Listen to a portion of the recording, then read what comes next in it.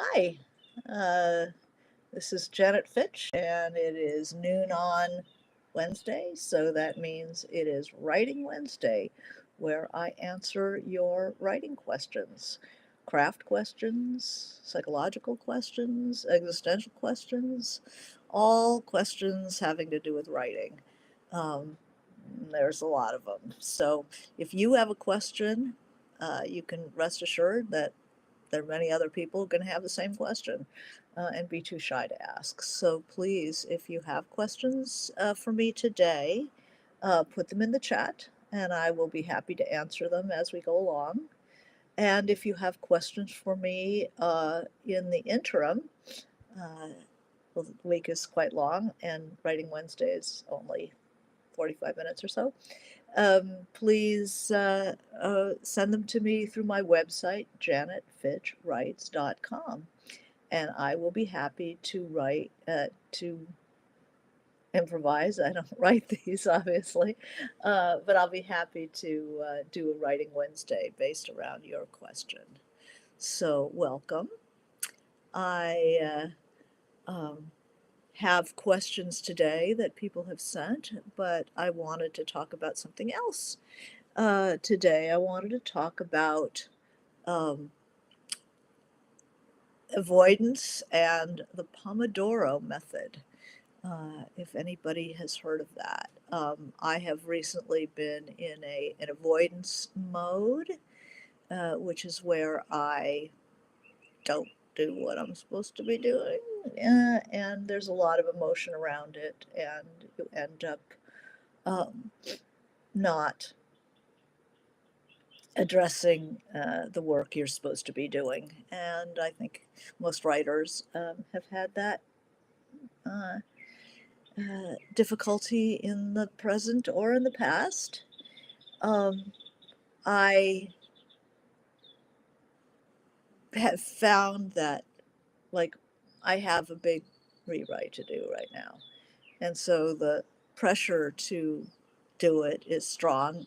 And so the equal and opposite pressure to not do it is also very strong. And I um, try to um, force myself to do it, and then I can't. And lots of puzzles are being done, and books are being read, and reviews are being written, and everything is being done except for the one darn thing I'm supposed to be doing. And there is a method that several of the writers I know, in my writers group especially, have done from time to time, which is called um, the Pomodoro method. And in the Pomodoro method, you you use a timer. You make your intentions clear, what you intend to do with a 25-minute period of time. So everybody goes around and sets their intentions, and then you turn on uh, it's called Pomodoro because it began in Italy, and the Pomodoro is a tomato, so it's one of those tomato kitchen timers. And so you'd set that to 25 minutes. I love a timer. Everybody who's worked with me has heard my praise of using timers for these kind of things. And you work for 25 minutes. And when the buzzer goes off, you take 5 minutes off, and then you come back for another 25-minute interval. And four of these intervals is a Pomodoro. And that's gets you through a couple of hours of work. And it's amazing how effective it is. I do it on Zoom with my writing colleagues. When I was stuck this week, I had to admit that I've done more puzzles than I've done work on my book, just avoiding. And uh, when I shared this with my colleagues, it turns out that many people are in need of a little bit of extra structure to their writing life right now, especially with all the craziness going on in the world. Um, it's especially distracting, especially a time of sitting there doom scrolling all day long. Avoidance, then full on disaster avoidance. How do you settle down to work? So we do it on Zoom, um, where everybody just assembles on Zoom for the 2 hour period, or even more than 2 hours. Um, the We've done it also in person. We're talking about the Pomodoro method, where you use a timer. You get together with other writers, and you're just kind of in the space together, and you can do it in person, gather, and you know set the timer for 25 minutes, set your intention for that 25 minutes. I'm going to work on this, and then you do that, and then you take a 5 minute break, stretch and move around, then back for the next 25. And once you've done 2 hours, you've really broken through your avoidance procrastination problem. It has been so helpful. So it's a way of working with other people. We're using Zoom because we have people all over the place. Um, some are in town, some people are in other states, um, some people are in other countries. Um, and it's just like having a room. I think the legend of the writer's room, where we all get together and, people are trading ideas and so forth. I think the magic of that is the real time aspect of it. So here we are all over. Hi, Amy. We're all over the place as far as, our geographic physicality, but we're sharing a room. We look up, if you're on Zoom, you look up and there are other people working, and it encourages you to continue working. Um, So the Pomodoro method, I don't use a little tomato. I have my old kitchen timer died, so I've got a digital one, which I don't. It's not as personable, but I have a little cat one, which is really nice. There are all kinds of great little timers. I have a cat one, but it ticks, and I find that distracting. I don't like the ticking. Um, I've got that little annoying sounds are a problem for me. So I know that, and so I make sure to get a tickless thing. Um, and by God, you settle right down. We did it yesterday, we did it today, and I think probably this summer, in the middle, the welter of this god awful time we're in, it will really, really help us focus. Um, I have one of the writers on the call today was lives in Florida, and she has kids and all that mommy stuff.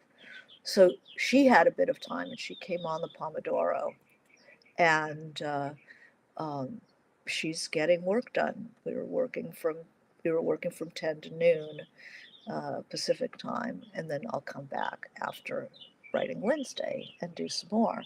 And it helps move the needle. And anything that helps you focus in a time like this, hi Marie, anything that helps you focus in a time like this is a good thing.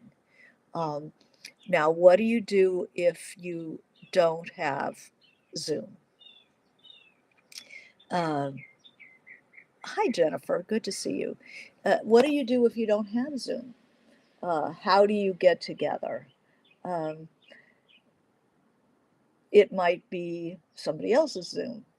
It might be somebody who's not using it during the day. Maybe they use it to talk to their relatives at night, and you can use it during the day. Um, Try to find a Zoom room that you can use.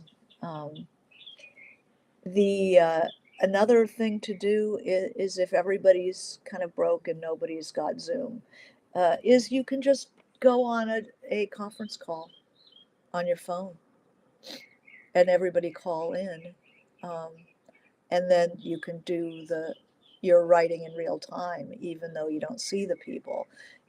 You're starting, You know you have 25 minutes, you know the timer goes off, and then you'll take a break and you'll come back, and everybody's live and everybody is working. I like Zoom because I can see that everybody's working. I just see them up there, you know, on their computer or the couch or wherever. So it's like a real time. It's not the same as a writer's critique group.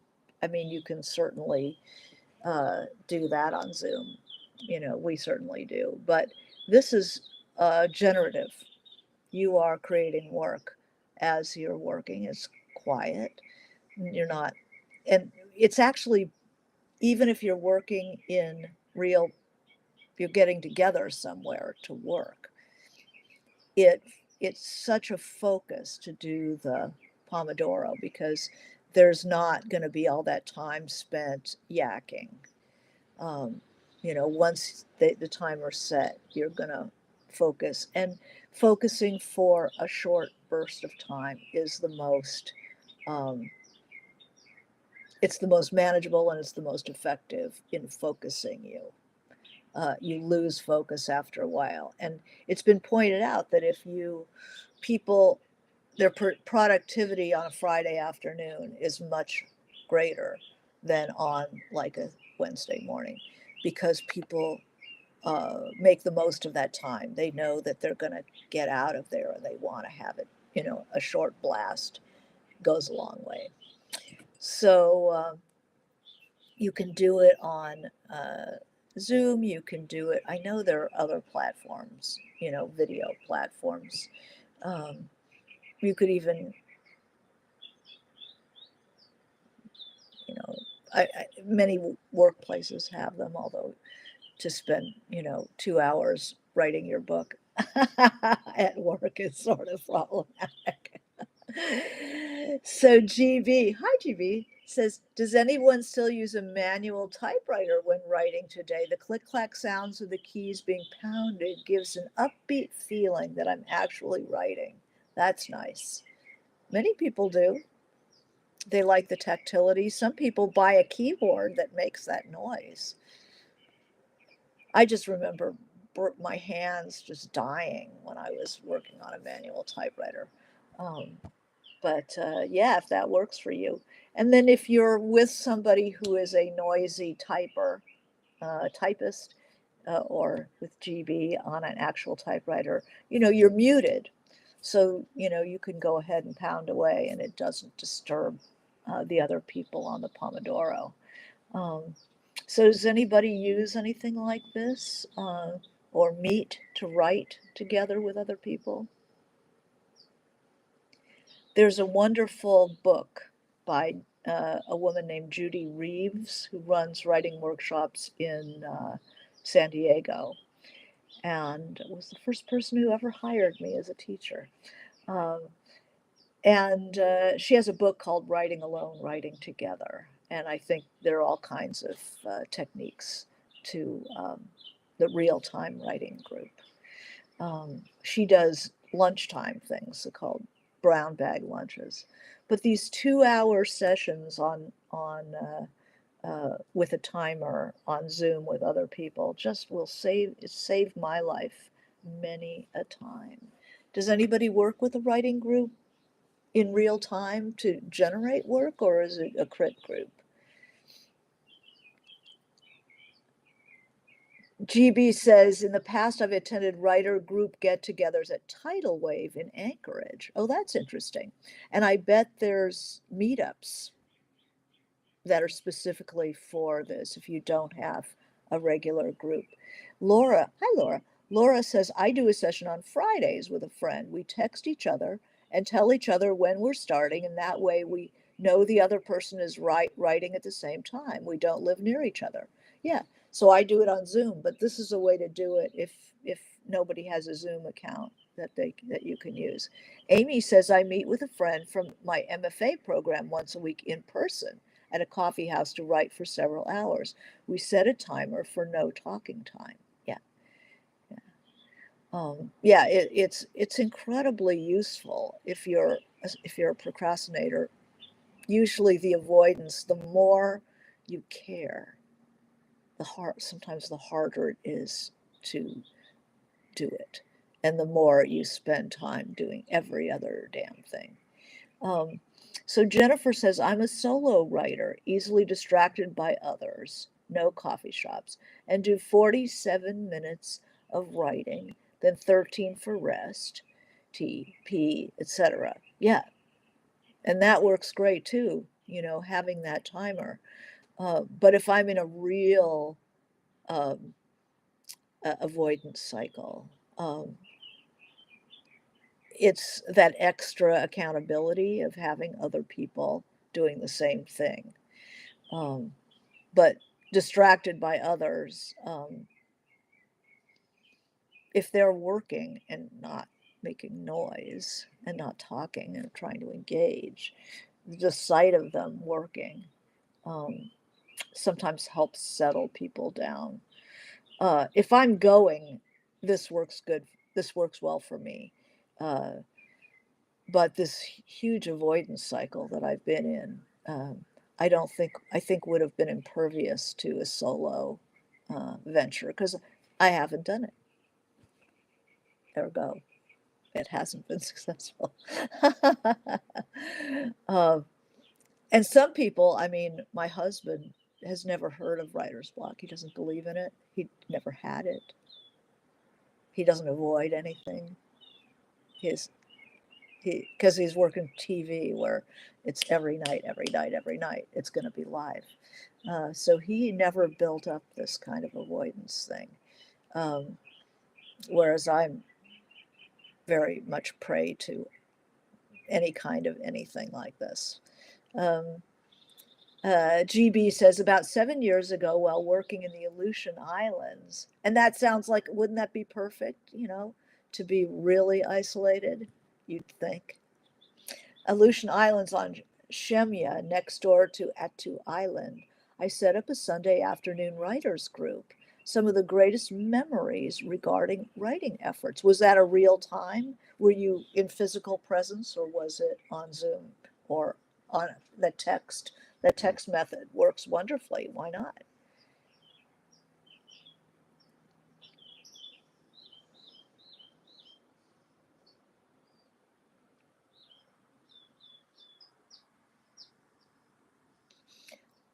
So if you have avoidance issues, the tomato, the Pomodoro method, which is just the tomato kitchen timer and 25-minute increments with 5-minute breaks, um, is very refreshing because they're short.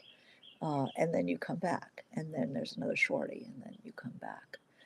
So you get 2 hours free and clear. And once you're going, you can continue that for another 2 hours um, if you need to. So we have, uh, let's see, real time, real people, high tech military site. I was a commercial dishwasher. The others were IT types. Yeah, and then you actually wrote together. Well, that's excellent. Writers groups. See, I'm in a writers group, so when I have send up an SOS, um, people usually, if I'm having problems, they're having problems too. So we all kind of cure ourselves at the same time. Um, but there are other kinds of groups where people are writing really on their own most of the time, and then that group becomes even more important. Um, I mean, I didn't have anything like this when I was starting out. I mean, I took a class um, in college that was terrible, really terrible.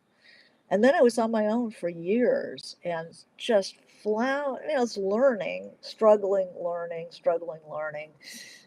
Got into a writers group that was not, it didn't suit me. It was mostly screenwriters here in LA. And it was a big group. I met some excellent friends, people I still know from that group, but we had not had, the idea of getting together and writing or even, uh, you know, getting together in virtual reality. There was no texting, there was no Zoom. So in a way, the Zoom world, and especially since the pandemic, I mean, I see this as being together much more than I did before the pandemic. I mean, basically, I lived on Zoom during the pandemic, and now it's second nature. Whereas before, I remember at USC where I was teaching, and many other schools really wanted you to teach online and do Zoom or the whatever the academic equivalent was. And I fought it like crazy. I thought, oh, they just want to save money. They just want to cut down on classroom janitorial, blah blah blah, and just maximize the dollar. Um, but I don't feel that way about it anymore. I feel like there's so many ways that we're together that we were isolated before. Anything else about this issue? Anybody else struggling with avoidance or doom scrolling avoidance, and having trouble settling down these days? Or is it just me? It must be just me. I know you're doing it too. So we have a question here from the interwebs, um, about ensuring characters in fictional writing have unique voices and don't sound all the same. Now we've had this question in terms of dialogue and in terms of character. You can see it's an issue from both sides. You always People sound the same. First of all, there's no such thing as a stereotypical person. There's only a person that you haven't really thought through in their individuality yet. Um, so don't have, your stereotypical strong guy and your stereotypical flirtatious waitress and your stereotypical anything. See if you can always disrupt that by more specific observation of people, and the uh, their unique voices is oh, thank you. uh, GB says, what I love about writing Wednesday is sharing information and inspiration from my personal ups and downs. Yeah, I'll tell you anything. why why why hide? It's all what you're doing too, no matter how far down the line you get as a writer. um, it's always the same. It's the same for you, and it's the same for me. um, so we're talking about how to ensure that characters have unique voices and don't sound all the same. Um, that when you know a character, very important is their physicality. So a vigorous person takes a deeper breath, uh, is more forceful in the way they speak. Um, there's kind of a rigor to it. Somebody who's very healthy and robust and works out, and you're going to see that kind of go-get-emness in the language. And somebody who is characterologically maybe ill, mentally depressed, etc., will trail off, won't finish a sentence, can't get the energy together. Who takes a big breath? Who lets their sentences kind of trail off? There are people now who, like our president, who don't finish a sentence. They just they put in some words that are supposed to symbolize something, and then they move on to another word or set of words or phrase that's supposed to mean something to the listener. They don't really speak in a complete sentence, and that's interesting. That's an interesting character to use. um, it depends on educational level. You have to decide for yourself, is the character well educated and speaks do they speak carefully, or do they, kind of jet off the top of their heads? Are they sensitive to other people? You'll see that in the language. Do they ask, are you following me? Does this make sense? Or do they just talk and assume that everybody's going to know what they're talking about? Especially sometimes they throw in things that, no, we don't know what they're talking about, and the other person doesn't either, probably. Um, that's like the name dropper. Sally says, it's like, who's Sally? um, there's, how to distinguish voices. You start thinking about musical instruments. You know, in an orchestra, what would this person be? Do they have a deep voice? Are they a bassoon, which is the woodwind instrument, a little reedy but low and really loud? Are they a French horn? This kind of beautiful silver melodic, rich tones. Are they flute? Are they an oboe? Just like piercing. Um, are they violin? Supple and um, many notes at once. Um, uh, oh, here's a question. We were talking about focusing, and Marie says um, uh, that she has ADHD, and gum helps focus when I'm writing. Yeah. Oh, that's cool.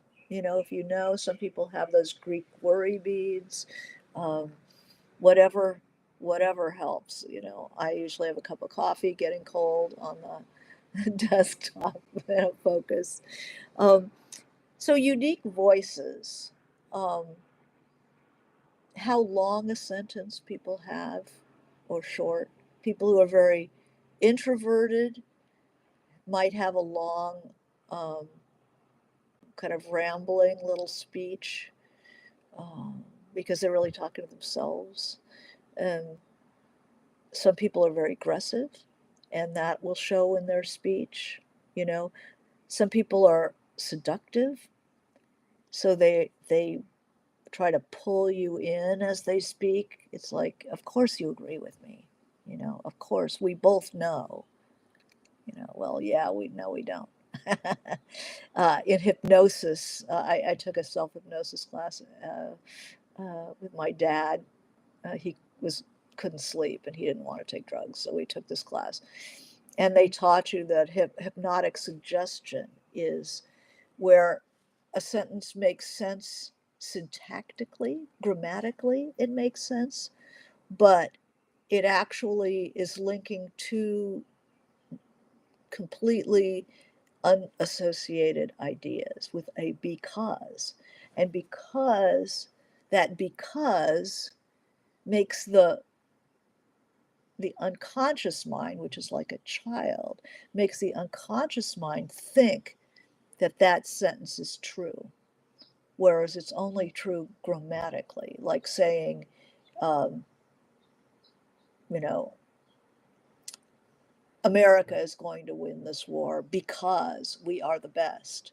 Well, those two statements actually have nothing to do with each other. But the mind takes it in as, oh, we're number one because we're the best. It's just like,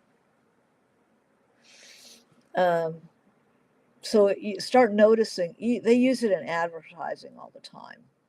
Um, uh, you'll never, your house will never, smell better because it's whatever. The hypnotic suggestions abound in advertising. So look at these false equivalences.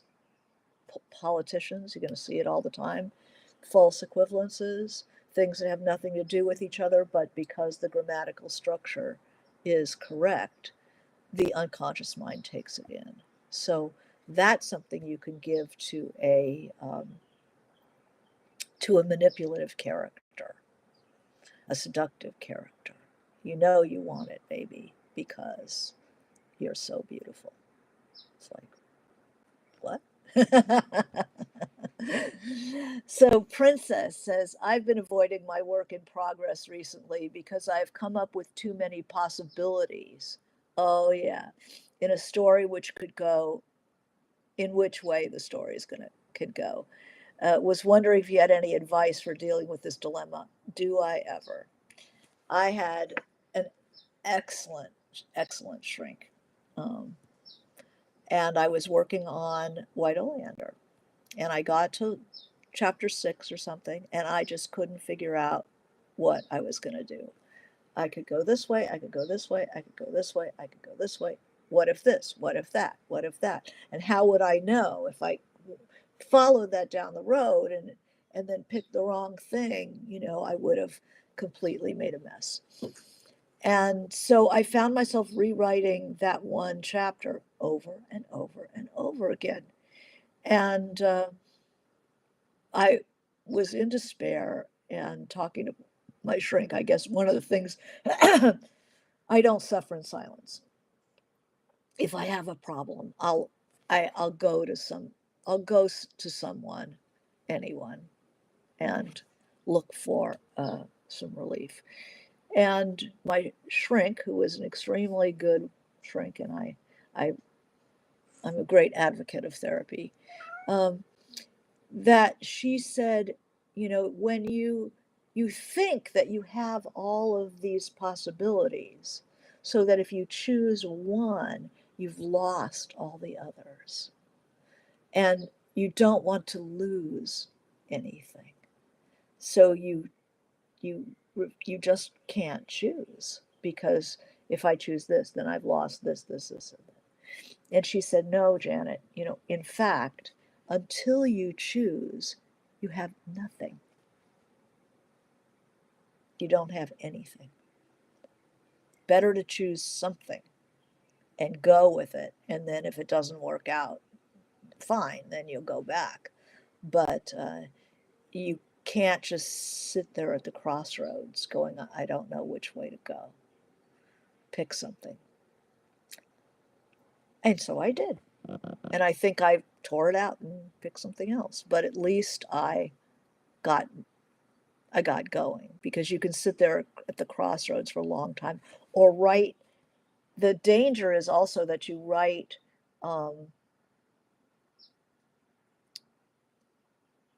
chapters that don't really go forward. So you're just like milling around because you don't want to make that commitment to that direction. It's better to make the commitment to that direction. So that's my advice to dealing with this dilemma, is you're just going to have to pick one and have the other one in your pocket, or more than one in your pocket.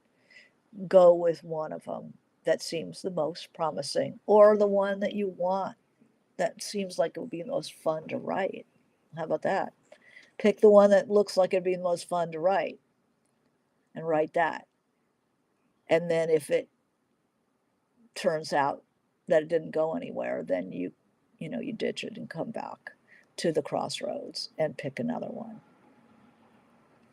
Hopefully that doesn't sound too much of a downer. It saved White Oleander. It got me off that dime. It was really stifling me. So it's not giving something up to choose something. It's moving forward. It's making something happen. Let's see, what else have we got? I've got a bunch of questions here. Here's one. How do you write a story you have heard before? Now that's interesting. What is a cliche? Anything you've ever heard before, ever, and is banned, right? Language that you've heard before, that same old waitress, that you've seen in a movie, anything you've seen before. Okay.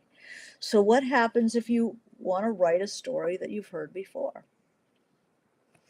Well, what is going to be different about it? Otherwise, just reread that person's story. Why would you write anything if you've heard it before? The readers heard it before too. What are you going to rewrite Gone with the Wind? Moby Dick. However, you can use a story as the basis of your own story. So that, say, Moby Dick, there's, you know, I have a friend who wrote a story called a novel called The Great Eastern, and Captain Ahab is a character in it, and so is Captain Nemo. It's a very good book. Um, you can write a story, I just heard Ivy Pachoda talking about her new book Ecstasy, which is based on, it's a retelling of the Bacchae, the or Euripides play. Mm.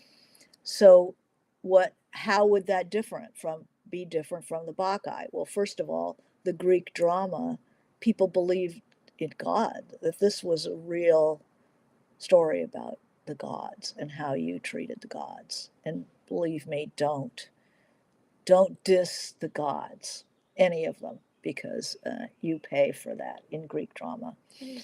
Um, she was interested in the way that the cult of Dionysus, Bacchae, the god of wine and craziness, there was a cult that women tended to be the followers of Bacchus.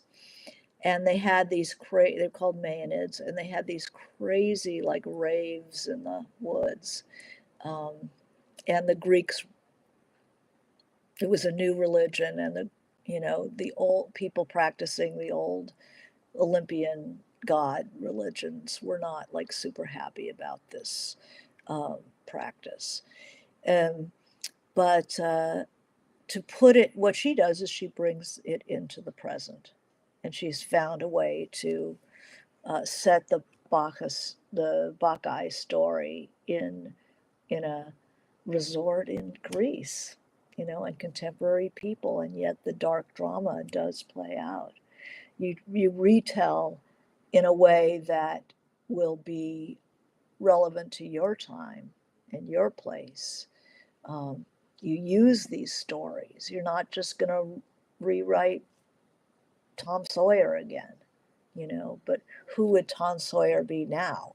Maybe in an urban area, maybe in the midst of occupied an occupied city. Then where's Tom Sawyer? You know, I mean, James by Percival Everett has just been cleaning up on the awards. He won both, I think, both the Pulitzer and the National Book Award for his retelling of the Huckleberry Finn story, um, from the point of view of the escaped slave James, and he develops a whole backstory to Jim, uh, and who is this person, who could this person have been if he had gotten his due. Um, and that's a wonderful way to write a story you've heard before, is take a different character and tell that same story from their point of view. You can do a backstory of that story. So, for instance, um, The Wide Sargasso Sea by Jean Rhys, Rhys, um, is tells the backstory of Jane Eyre, of the mad woman in the attic. Who is she? Taking just one sentence from Jane Eyre, which is about the crazy first wife of Rochester was from Jamaica, and from, I believe, Jamaica. And Rhys was from Dominica, I think, in the Caribbean. And she created a whole backstory of who that woman was and cracked open, a whole period, 1830s, in the Caribbean, politically, and slavery, and the old planters and the corruption and colonization. And it was an incredible book. Um, so you can pick a character, you can pick a backstory, you can move forward in a story, like what happened to that character. Um, GB says that Ivy Pachoda's book reminds him of Donna Tartt's The Secret History, modern Greek saga. Or you can retell a myths are great because myths are not real people. Myths, like the Bible too, myths are figures to enact a story that has moral implications, but they're not really people. So that to go in there and make those characters people is inhabit those mythological stories are very interesting. Um, um, Madeline Miller did it so far in 2 books. Circe, about in the Odysseus story, she's one of the Um, she's a minor deity. She's a Nereid, I think. Um, she's the woman who seduces. She's a witch, and she seduces Odysseus, who stays with her for many years. Um, and one about Achilles, who was the great Greek warrior in the Trojan Wars, which was from the Iliad. So she's using that story. Uh, So to inject humanity into these figures is a very interesting thing to do. There are a couple of wonderful books set in the Bible using Bible stories. There's a woman named Mary Rakow, Rakow, who I'd been in workshop with Kate Braverman, who wrote a book of Bible of short stories, humanizing Bible stories, um, called This Is Why I Came. So half of it is Old Testament, half of it is New Testament. And it is so beautiful. And it really, by humanizing these figures, we get their response to what happens to them. And many of them are, encounters with the divine. And it's not until you imagine yourself a human being in that story to think how disruptive having an encounter with divine would be for a real person. They're unbelievable stories, so beautiful. This Is Why I Came. And there's also a book called, um, it's the Adam and Eve story. And the it's something, oh boy, Infinity in the Palm of Her Hand, it's called. And it's the Adam and Eve story from the point of view of, eventually it's Eve's point of view by uh, it's an Italian. She's an Italian writer. Name is like this, but Infinity in the Palm of Her Hand. So the Bible is a wonderful. These are stories that have been told and told and told and told and told east of Eden. You know, the ejection from the garden. That's Steinbeck. Um, so Shakespeare has been retold and retold and retold in various guises. Why not? Why not? Um, but make sure that you're not just telling the same story that's already been written, because you don't need to write it. You can just read the original. You have to add something to the potion. You got to put something else in the pot to make it worth your retelling. There's a woman, I forgot the name of the author, but a retelling of Gone with the Wind from the point of view of one of the slaves, called The Wind Done Gone. And that's a wonderful reversal, to take somebody who's overlooked in the main story, in the older story, and flipping it. Oh, and GB says Macbeth was based on an old Scottish legend. Yeah. Oh my God, Shakespeare took his from everywhere. Uh, People say, oh, he wrote too much to have been one person. But in fact, he had the library of literature to draw from. Um, let's see, what else? Let you have any stories you've heard before, books that you've enjoyed that have been based on other stories?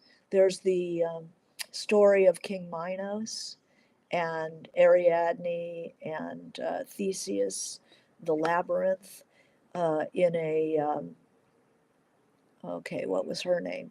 Uh, Mary Snar. Um, a book called The King Must Die, which I must have read 1,000 times when I was a kid. I just loved that book. Mary Renault is her name. Yeah, it's a very popular thing to do. Is recast books um, in present day, in other times and places, in other milieus, because there's something you want to say about it, something you want to say about that time and place. And, why not? If you have if you have trouble coming up with plot, that is a really nice thing to do, is retell a story, recast it, retell it in a different mode, in a different, from a different point of view. What if this minor character feels that they are actually the star? And there's a comedic uh, way of casting that. So this is a comment when we were talking about how do you keep the voices apart in when you have multiple characters in dialogue. How do you keep them from sounding how do you keep them apart? How do you differentiate the voices? And GB says, do they mumble or answer you and then get mad later when you ask them the same question again, saying, I already told you? You know, people who are aggressive, people who don't listen, people will ask the same question because they didn't listen, people who interrupt. I mean, one of my very first short stories that was my very first short story that was published was a mother and a daughter at lunch. And the daughter is actually trying, she has a difficult relationship, but trying to get reveal something about herself, something that actually matters. And the mother is looking around, and in the middle of this revelation, the mother says, do you like hats? She sees a woman in a hat. And it's like, do you like hats? And here she's trying to tell like some essential truth about herself. And this mother isn't even listening. Um, and we feel it as well as the way the daughter feels it. Just, it's outrageous. Um, so interruptions are really a good way uh, to handle the differentiations. It's also a power thing. Um, the person with more power tends to talk more, and then the person who has to listen, is like can barely get a word in edgewise. Uh, Amy says the movie "Oh Brother, Where Art Thou" was inspired by the Odyssey. She thinks, yeah, God, I haven't thought about that movie for a long time. Um, All right. Well, I think we're coming to a close of our Writing Wednesday. I hope that you use whatever tools it takes if you're avoiding work or you're overwhelmed by all this crap that's going on now. If you're overwhelmed, if you're avoiding, if you're doom scrolling and then doing a bunch of puzzles or looking at the, dog videos, trying to calm down. You're better off doing a Pomodoro with others or by yourself, using a timer. And the Pomodoro is is 4 sessions of 25 minutes with 5-minute breaks, and um, each 25-minute session, you declare your intention. Like, this is what I'm going to do with this 25 minutes. And I like doing it in Zoom. You can do it in real time, get together with other people, maybe a meetup. If you don't know other writers, you can do a meetup of some sort and say, we're going to click, we're going to put on timer and just write together 25 minutes. Very helpful. Or text. That one of you is doing that. Just, everybody gets on text starting now. And they're working with you. There's something about that that really, really helps. Okay, well, thank you for joining me, and we'll see you next week for Writing Wednesday. And please send me questions. Happy to answer them. Okay, bye bye.